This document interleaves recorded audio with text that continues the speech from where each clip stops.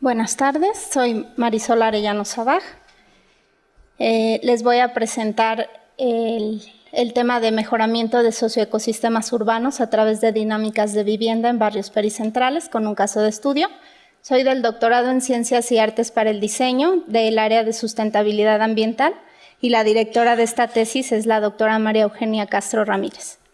El contenido de la presentación es la introducción, un enfoque que es necesario explicar porque es un poco diferente al enfoque urbano tradicional, la problemática, la hipótesis, los métodos que utilizo, los modelos sistémicos que hago y las escalas socioambientales de análisis, la delimitación basada en los procesos, funciones y capacidades socioambientales y una construcción de indicadores.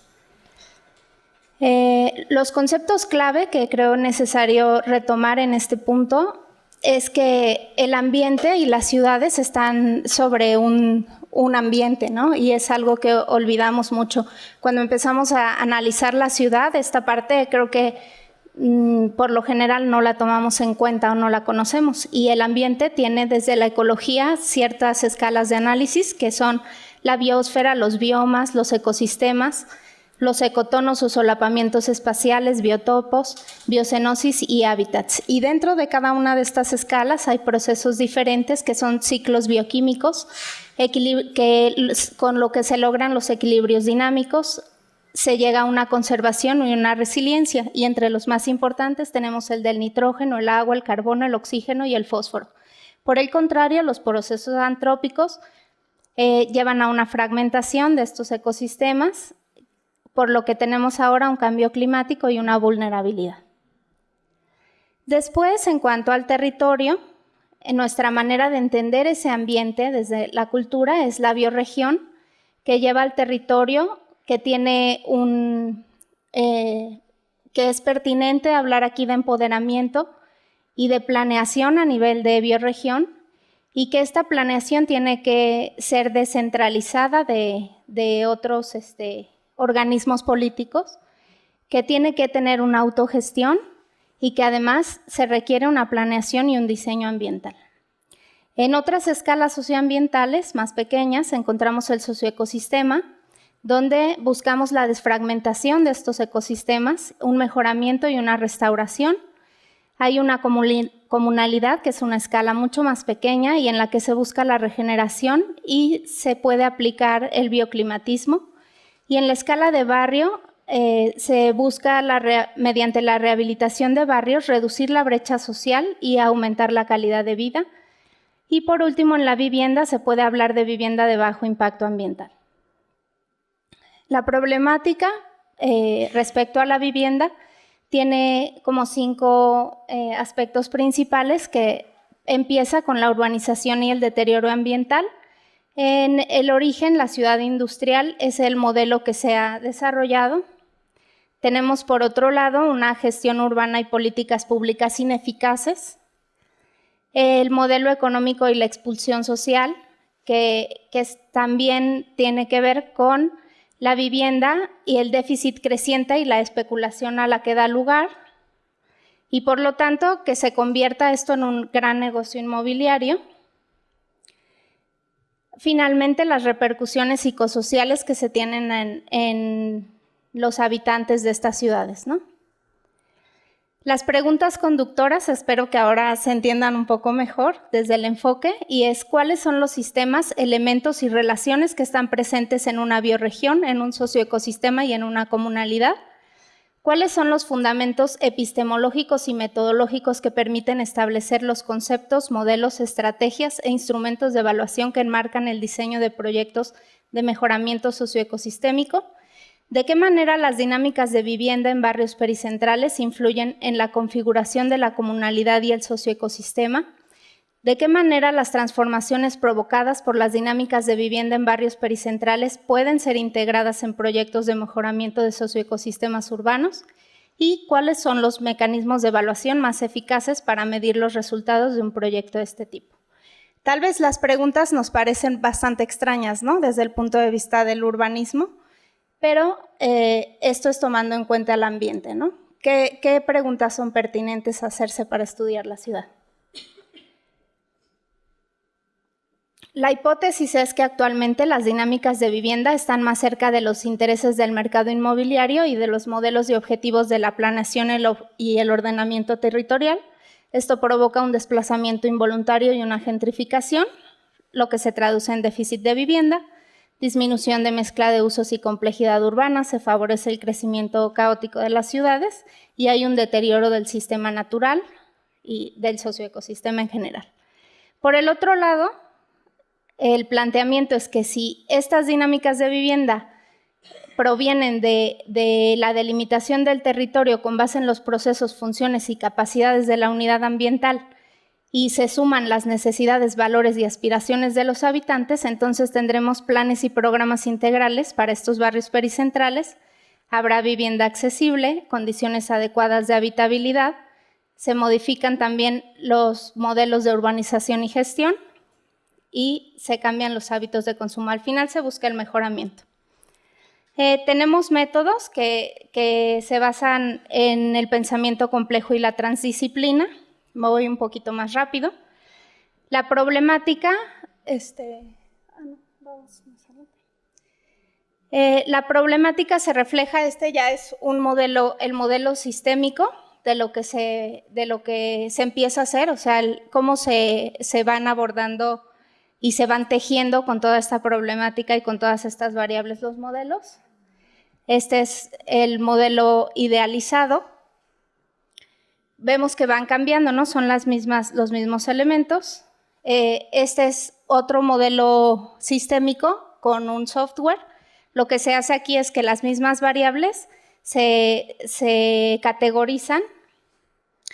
Tenemos esto que nos marca cómo están funcionando las variables, qué roles están tomando. Y llegamos al análisis socioambiental de un planteamiento de escalas, ¿no? Y entonces tenemos que la biosfera es la primera escala y tenemos que plantear todos los problemas que se asocian con esta escala para entender qué está pasando en nuestra ciudad. O sea, no podemos estar solamente desde nuestra ciudad aislándola, ¿no? Como si fuera una isla en medio del universo, no sé, ¿no? Entonces, vamos regionalizando desde la biosfera, América Latina, el país, la región hidrológica, que es la parte más baja, la región hidrológica y la cuenca, que sería la escala de la biorregión. Y después el socioecosistema, que es en este caso es la subcuenca Texcoco-Zumpango, donde está la zona metropolitana de la Ciudad de México, y sus ecosistemas. Aquí estamos viendo una representación. Esta me parece que es una cara de la Ciudad de México que no conocemos, ¿no? O sea, no conocemos las escorrentías de la cuenca, no conocemos su morfología. Es algo que se nos olvida mucho cuando estamos haciendo análisis urbanos. Y creo que es algo que tenemos que conocer, ¿no? Cómo está conformada y cómo funciona ambientalmente. Porque por mucho que lo queramos negar, pues no, eso no cambia que siga funcionando.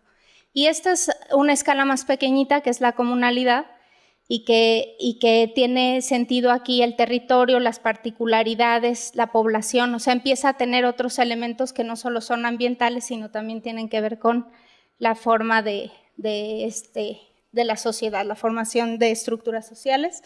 Esta es una delimitación más fina, cada vez se va haciendo, son las microcuencas, al sur la microcuenca de Xochimilco y al centro la de la Laguna de México. Vemos que esta es el funcionamiento de las dos microcuencas. La zona de estudio es justo esa transición o ese trasvase de agua entre las dos microcuencas, que es el Canal Nacional. En esta escala es pertinente el análisis climático, porque entonces ya tenemos una zona mucho más pequeña, ¿no? Entonces podemos ver la temperatura, la humedad, la precipitación. Solo en esta escala es cuando nos sirve. Y después nos vamos a cuestiones ahora sí urbanas, ¿no? O sea, creo que los análisis que hemos presentado aquí empiezan en este lugar y se nos olvidó todo el principio de la ciudad. Entonces aquí tenemos delimitación de las AGEPs, aquí la comunalidad, cuáles son en esas AGEPs las cuestiones más homogéneas en cuanto a población, cómo se definen ellos. La anterior es cómo va cambiando la planeación. Esto es cuando todavía Culhuacán tenía ejidos, es un mapa de 1970, la delimitación del área natural del Cerro de la Estrella. Y la siguiente es la delimitación actual, ¿no? Las políticas, cómo han sido y cómo han reducido. En el caso del plan parcial del Cerro de la Estrella, cómo ha reducido la protección al ambiente, ¿no? Y cómo eso afecta, obviamente, el funcionamiento de todo el sistema ambiental o de esa unidad socioambiental. Entonces, llegamos a este punto, que es algo que para muchos urbanistas no tiene sentido. Son 3 delegaciones y no hay el límite de ninguna, ¿no? Es Xochimilco, Iztapalapa y Coyoacán. Y esos límites a mí no me dicen nada, porque justo caen en medio de todo lo que yo estoy estudiando. Entonces, yo encuentro que el funcionamiento ambiental de esta unidad lo tengo que entender y lo tengo que delimitar yo, ¿no? Y es un área natural protegida, que es la de Xochimilco, que es la del Cerro de la Estrella y es el canal nacional, que nadie sabe bien a quién pertenece o a quién se le tiene que pedir ayuda o quién tiene que resolver los problemas de ahí. Finalmente, tengo el cruce de 49 variables de mi problemática y tengo 117 indicadores de la Iniciativa de Ciudades Emergentes y Sostenibles del BID. Y en este punto encuentro que para mi problemática esos 117 indicadores no son suficientes. Entonces vemos que en la parte de actores estas iniciativas no contemplan que sea necesario tomar en cuenta a los actores para que las ciudades sean sostenibles. En la siguiente lo vemos por variable y entonces yo tengo muchas variables y pocos indicadores, por eso es la necesidad de construirlos. Por último, también la necesidad de que nuestras investigaciones siempre tengan un lugar para difundir y actualizarse y utilizar las páginas y los sitios web. A manera de reflexiones finales, bueno, es una nueva manera de abordar los análisis urbanos, es un gran reto. Las metodologías de sistemas, bueno, son útiles para esto y los softwares también hacen el trabajo un poco más fácil. Algo que me parece importante subrayar es que la centralización y el totalitarismo democrático son los elementos más activos en este sistema. El más crítico es la subordinación, la actitud de todos a subordinarnos a la planeación oficial. El elemento más reactivo, o sea, el que sufre más con todos estos procesos, es el deterioro de los procesos y funciones y capacidades del subsistema natural. No hay elementos neutrales ni amortiguadores, lo que quiere decir que las intervenciones deben llevarse a cabo de manera muy cuidadosa para no provocar el colapso del sistema. Bueno, en cuanto a...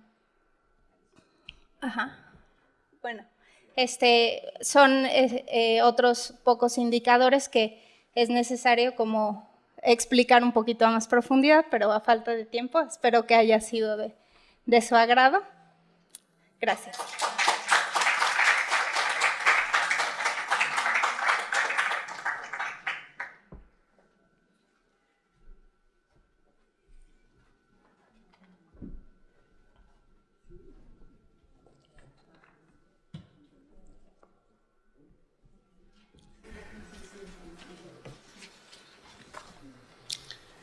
Antes de hacer las observaciones, quisiera señalar 2 cosas. Una es que me costó mucho trabajo poder situar esta investigación en una mesa de patrimonio, es decir, ni haciendo magias de veras lo logré. Entonces me disculpo, ¿no? Y la segunda es un poco lo que pasó en la presentación ahorita, a diferencia de los otros 2 trabajos que leí, que son 10 páginas, aquí son 20 y tantas páginas, lo que sí me hace muy, muy difícil, ¿no? De veras lo leí con mucha atención, es muy, muy, muy diferente a los demás, y veo una introducción muy, muy larga que se presenta bajo el título de Planteamiento del Problema, que si bien podría ser una introducción a un análisis de la situación actual de la Ciudad de México y de muchas otras metrópolis, no define el problema enunciado en el título de la investigación. Eso me preocupa, ¿no? El título de la investigación habla de todo eso y respuesta a la necesidad de ampliación de vialidades, de dinámicas de vivienda en barrios pericentrales y de Culhuacán y Canal Nacional. Y es recién en la página 8 que se plantean las preguntas de investigación, ¿no? Que como vieron son muy, muy largas, ¿no? En la página 9 se empieza a explicar la estrategia metodológica que ahorita se hizo de manera muy, muy sintética, pero es hasta ahí, en la página 9, en que en 2 líneas se menciona el sitio de estudio y el periodo a analizar. Y no se explicita ni se fundamenta el porqué de esta elección, por qué Culhuacán y por qué esta fecha. No se vuelve a hablar de eso hasta 10 páginas después, ¿no? Yo lo que veo en las páginas siguientes es una preocupación por poner a prueba diferentes metodologías y no un interés en estudiar la zona mencionada, ¿no? Esto es válido, pero habría que dejarlo claro desde el inicio, ¿no? Existe un interés que también es válido por explorar metodologías que den cuenta de fenómenos complejos en la metrópoli. Lo que me temo es que se plantean una gran cantidad de caminos, ¿no? Cuando uno lee la metodología queda muy claro, y que no sé si van a converger al final en cumplir el objetivo de la investigación, ¿no? Lo que me temo es que estos caminos, que son muy interesantes y que pueden ser importantes, tengan 2 problemas. Una, que terminen por dispersarte y llevarte a conclusiones que ya están en la primera parte del trabajo que se entregó, es decir, hacer todo este lío para llegar a lo que ya se dijo en estas primeras páginas, se me hace muy complicado, ¿no? Y la otra es que, viendo la complejidad con que se está planteando esto, y aquí se vio con todo el trabajo que se ha hecho de avances, ¿no? Es que me da la impresión, por el enfoque y por las dimensiones de lo que se quiere tratar, que estamos hablando de un trabajo efectivamente pluridisciplinario y colectivo. Si hubiera 10 gentes detrás de esto, yo creo que saldría un trabajo excelente. Me da mucho miedo que tú sola quieras hacer todo esto, ¿no? De veras, me da mucho miedo porque mi temor es que no se llegue a nada, ¿no? Y eso no creo que sea pertinente, ¿no? Y bueno, una observación nada más de forma, pero también de contenido. Hay una serie de afirmaciones en el texto sobre los destinos de la ciudad contemporánea, sobre quiénes definen ese destino, y me parece que hay una visión como unicausal, unidireccional, y un peso muy fuerte a los determinantes económicos, ¿no? Yo creo que no podemos seguir afirmando que las determinaciones sobre la ciudad todas vienen del exterior y todas son impuestas. La ciudad es un escenario de lucha, ¿no? En donde los habitantes de diferentes estratos sociales se manifiestan y se hacen presentes todos los días en una ciudad como esta, y están modificando sustancialmente los programas y los enfoques de desarrollo urbano en este país. Y también el tema que me preocupa de una insistencia en decir que sobre este tema no se ha dicho nada y no se ha escrito nada. Afortunadamente, ¿no?, la bibliografía que tenemos sobre estudios urbanos en este país y en América Latina es gigantesca y de una riqueza impresionante. El tema ambiental relacionado con la ciudad se viene trabajando hace muchos años, y más bien habría que estudiarlo y reconocerlo, porque no podemos estar partiendo de cero, y menos si nos ponemos como reto un enfoque como este, que es muy rico, pero que, insisto, es pluridisciplinario y creo que colectivo. Gracias.